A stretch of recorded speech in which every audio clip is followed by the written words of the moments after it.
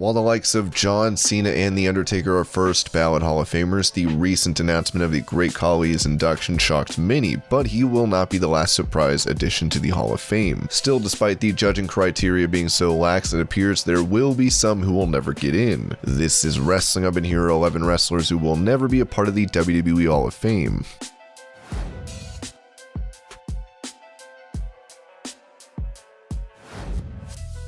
Vader was terrifying throughout his wrestling career. With size, speed, and ability, he was noticed by WWE in '96, yet he was not handled that well by the company. While he appeared to be strongly booked at first, it went wrong. He went on to make his name in Japan and other promotions. He was brought back to WWE for several appearances and was the one to induct Stan Hansen into the Hall of Fame. When it comes to his own induction, WWE does not seem interested. The company has inducted other stars into the Hall of Fame despite the lack of a run in the company, thanks to their work elsewhere. But that does not seem to be enough for Vader. His personality and his controversial background might have been the reason WWE hesitated. Even after he passed away in 2018, there was a movement to get him inducted, but nothing came of it.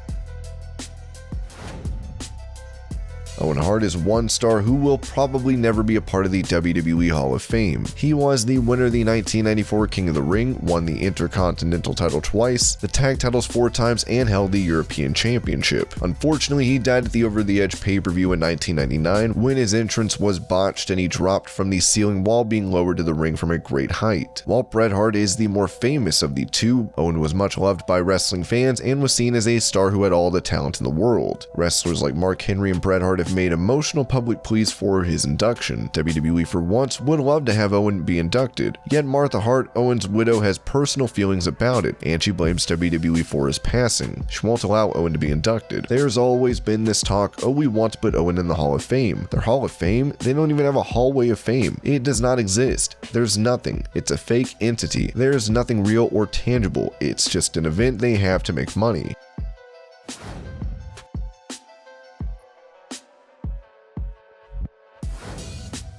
After Shawn Michaels broke up their tag team, Marty Chanetti became infamous as the wrestler left behind. Since then, every time there has been a tag team, they have been compared, and the lesser of the two is referred to as the Chanetti. Although he was a brilliant wrestler and could have had a better singles run, his personal problems got in the way. Now his social media presence is a danger to himself, as he's made several shocking confessions. Chanetti had been released by WWE more times than most wrestlers, as he was cut from the company 6 times, and each occasion was for a different reason. In 2016, he joined a class action lawsuit saying WWE had concealed the risk of traumatic brain injury. The suit was dismissed in 2018, and given Chanetti is still having issues with substance abuse, there is almost no chance of him being inducted.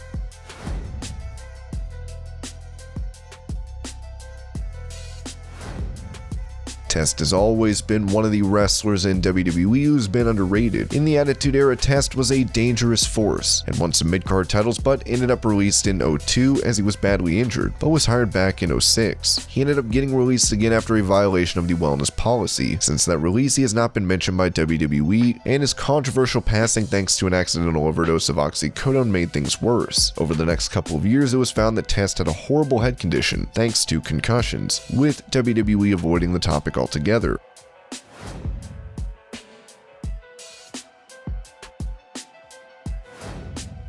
Arn Anderson is one of the toughest and most controversial wrestlers. Despite issues, he was one of the best talkers of all time, being a founding member of the Four Horsemen. He had issues with Vince McMahon, as it was Jerry and Jack Briscoe selling their shares in Anderson's Georgia Championship Wrestling that started off Vince McMahon's national expansion. Over his life, Anderson wrote a book about how WWE hurt pro wrestling. He was almost inducted into the Hall of Fame in 2012 with the Horsemen. However, Arn Anderson revealed Ole refused, as it meant he would be paid by WWE, something he could not stand. In an interview with the Post and Courier, Ole opened up on his issues with McMahon. Vince hates my guts, and I don't like him, so that's all there is to it. To be a part of that, anyone with a brain knows who the first Four Horsemen were. It was me and Arn and Rick and Tully Blanchard, and JJ Dillon was the manager. So if they don't know that, they don't know anything about wrestling anyway. So what's the difference? Vince McMahon is never going to call me. I hate his guts, just like he hates mine. It's no big deal. I can't go anywhere anyway. I'm so screwed up from MS. I'm in a wheelchair right now, and that thing kills me after a little while and then I have to lie down. That's my routine. How would I get there? By car? I couldn't do that. By airplane? I just couldn't get there. I told Vince McMahon to go f himself and I wouldn't change my mind now. It's safe to say that Ole Anderson won't be inducted anytime soon.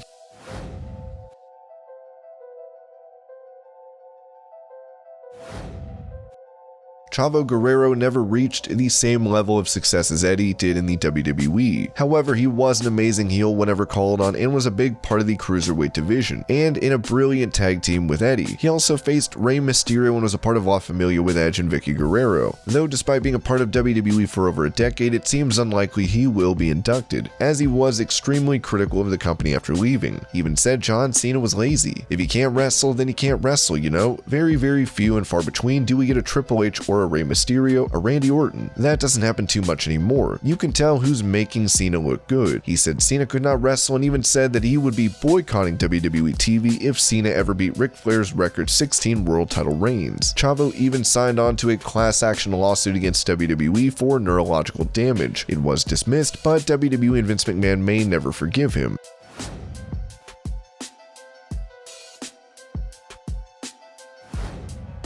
Former WCW heavyweight and WWE tag team champion Scott Steiner's controversial interviews are enough to keep him out of the Hall of Fame, as he said this on sitting ringside. First off, where is the Hall of Fame? How can you be in the Hall of Fame if it doesn't exist? It exists in Vince's mind. Do I care if I rent space in Vince's mind? No. I don't care what he thinks. So I don't care if I'm in the Hall of Fame because it's a joke because it don't exist. The fact that Steiner hates almost everyone in WWE is not a secret. In the same interview, he went on to call Triple H out for wanting to beat everyone and said he was a legitimate and called Stephanie McMahon a c.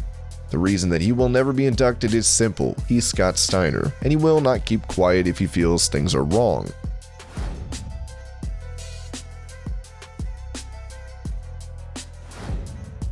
When Demolition first appeared in WWE, they did so as clones of the Road Warriors, though Axe and Smash managed to break out of that perception and dominated. Demolition's first run with the gold set a record of 478 days, which remained until the New Day broke it in 2016. Still, Axe was a part of the class action lawsuit against WWE in 2016. Meanwhile, Smash has said it would take them getting paid $100,000 to accept an induction, with the usual pay being between $5,000 and $6,000.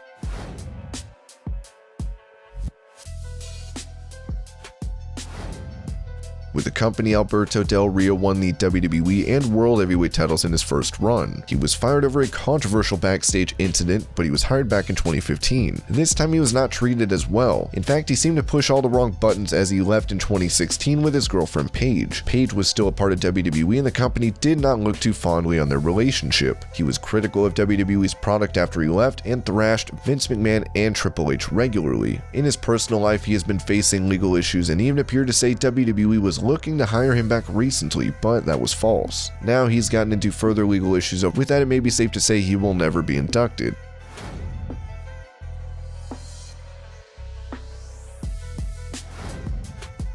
Sabu is one star who does not want to be a part of the WWE Hall of Fame, saying this to Chris Van Vliet. I think that I wouldn't be, because I think it's the fakest Hall of Fame there is, but I would do it for the payoff. I'd make sure everyone knows that I don't think I'm a Hall of Famer just because they say it. I'm supposed to get inducted into the Iowa Hall of Fame this year. That to me is a real Hall of Fame. In 2015, he told Wrestle Talk that the ceremony had nothing to do with honoring wrestlers and was more about making money for WWE. Still, with Sabu a vital part of ECW and with him wrestling in WWE previously, if there was no anti-WWE sentiment, he would be getting an induction.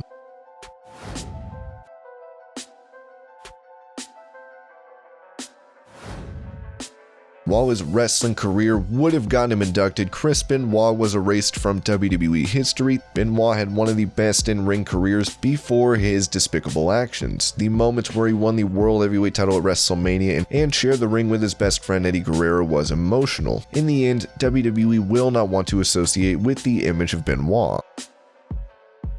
And these were WWE will never induct into the Hall of Fame. I hope you're all having a great day. Thank you so much for watching, and I'll see you later.